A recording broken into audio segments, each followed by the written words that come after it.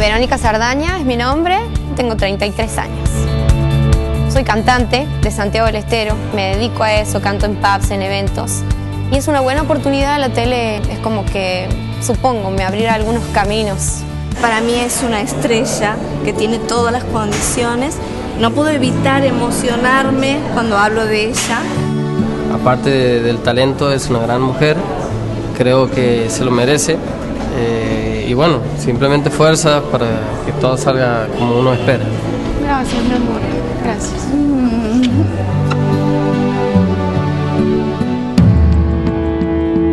Verónica ya sabe lo que se siente frente al aplauso de un pequeño público. Ahora quiere demostrar que está para más.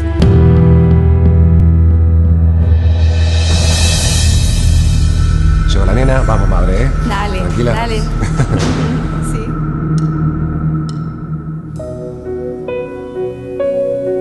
Quizás bastaba respirar, solo respirar muy lento.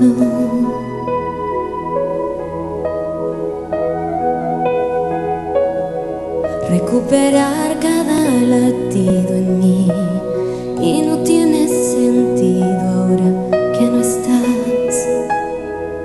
Ahora ¿dónde estás?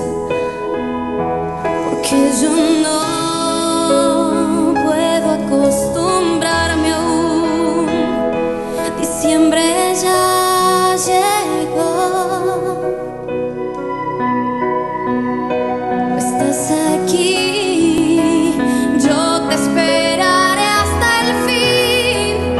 En cambio no, hoy no hay tiempo de explicarte y preguntar si te amé lo suficiente.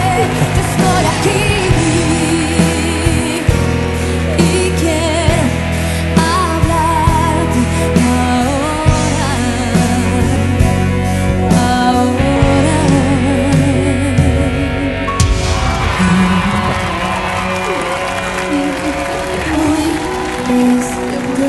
hablarte hoy, en cambio, no.